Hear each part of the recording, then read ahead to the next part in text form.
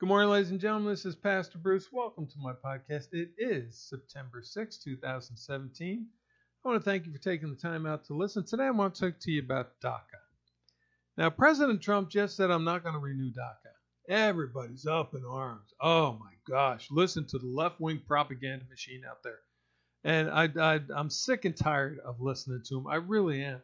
Because if you're intelligent, you understand what's going on.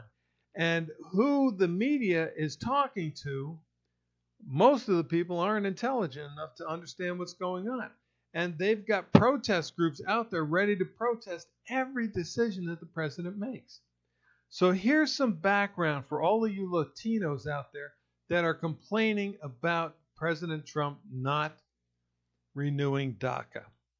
First and foremost, before President Obama did it, somebody mentioned it to him and he said, that is unconstitutional. We can't do that. And then later, just before the election, he signed D.A.C.A. executive order to allow the Dreamers to stay. Okay? That's what happened. So therefore, now look at all the Latinos that flooded the voting booths and voted for Obama because he's taking care of the Latino community. He just said it was unconstitutional a year before. Why then is he doing it? He knew it was unconstitutional. He knew it violated immigration law. He knew it violated several statutes of the U.S. Code. But yet he did it anyway to get the Latino votes. And there was an expiration date on that.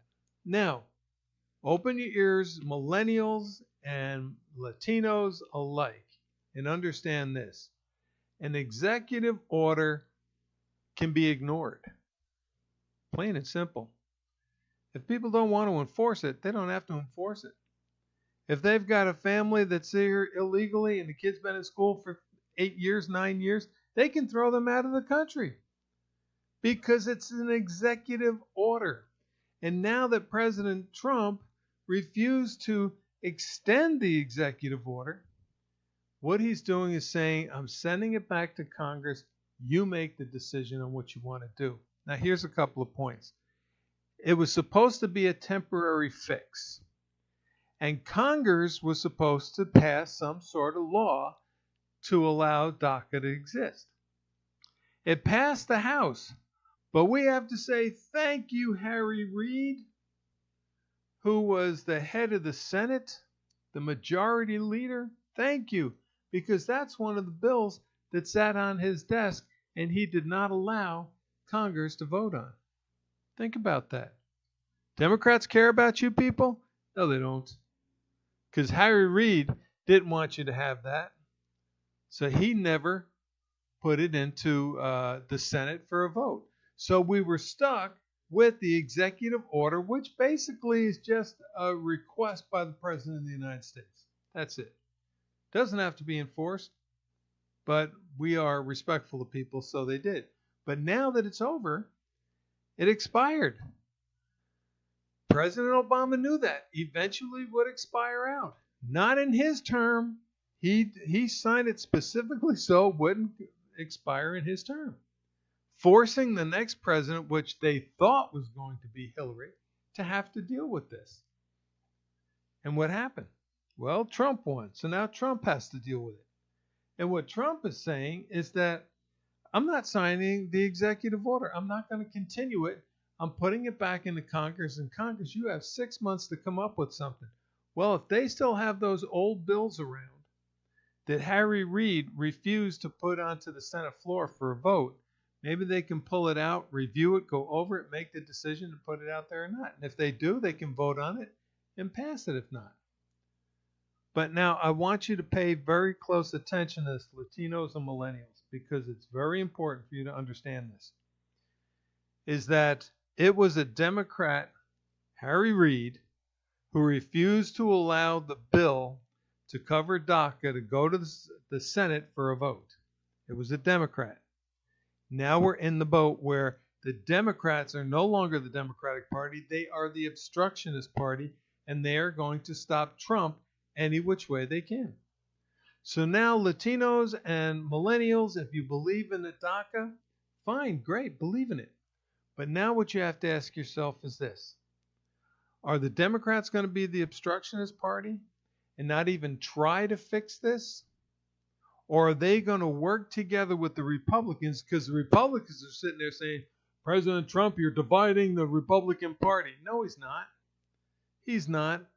They're just ignorant, yellow-backed, bombastic individuals who only care about themselves, just like the Democrats. You do what we tell you to do. Oh, I'm sorry, I'm the president. You do what I tell you to do. And there's the divide. They think that because they've been in there for so long that they can dictate to the president how things are going to be done, and that shouldn't be the way it is. So you have to ask, are the Democrats going to come up with some sort of a bill in the House to facilitate the DACA executive order, to pass it into law so that the dreamers can stay? And then they have to come up with time periods. If someone comes into this country illegally, how long does that child have to be here before he's sent back for being here illegally? A year? You've only been here a year. You're going back to your home country. 5 years. All right, you got your kindergarten out of the way. Go back to your home country. See, that's something that Congress has to make the decision on. How many years can you be here illegally before you're accepted under this DACA? Now, this is from the point of enacting it into law. We're not grandfathering this in. Okay, that's the way it should go from the House and from the Senate. So, millennials, Latinos, if the Democratic Party doesn't do anything to help get this thing passed, then you can see the truth of what the Democratic Party is all about. They don't care about you. They want you to be obstructionist like they are, and they're not going to take care of you. All right? Plain and simple. Now, the other thing is, if you're here illegally, should you be entitled to Social Security? Should you be entitled to food stamps? Should you be entitled to Medicaid? That's a question. Now, if you go back and listen to my health care proposition, everybody pays $100. I don't care if you're here legally or illegally. Everybody pays a basic $100 per person. And if they paid their $100, well, they're covered for their medical expenses. If they're going to work here, they need to have medical. And that $100 plan is something that should go into effect.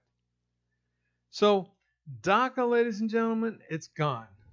Dreamers, you're still here. You got 6 more months. And I guarantee you, after the 6 months, if the law isn't enacted, that President Trump is not going to tell you to get out of the country. Especially if you've been here for 18 years and you have no clue of what another country is all about. He's not going to do that to you. Don't believe the left-wing propaganda machine. Don't believe the lying Democrats that are up there in Congress telling you how bad this president is, because he really isn't that bad. He's doing this to help you, to enact the law to protect you. That's the key. So with that, I say thank you for listening to my short podcast here on DACA. Understand that we are a nation of laws. The rule of law is what we abide by. We're supposed to, unless, of course, you think you're a Democrat, then you don't have to abide by the rule of law. But, understand this. Since Trump, illegal immigration is down. Groups like MS-13 are being rounded up, and they're being arrested, and they're thrown in jail, and they're going to be kicked out of country. And it's about time we cleaned up our streets. We want our people, legal and illegal, to be able to walk down the streets in peace, not to fear gangs, gang violence, not to fear getting picked up by the police for being illegal. We shouldn't have to fear that at all. And it is the rhetoric. I was just listening to a black individual calling whites racist, and then you look out in the crowd and there are white people there cheering them on. I mean, come on. How stupid can you get? All right? How stupid can you get? He calls white people racist, and white people are there supporting him.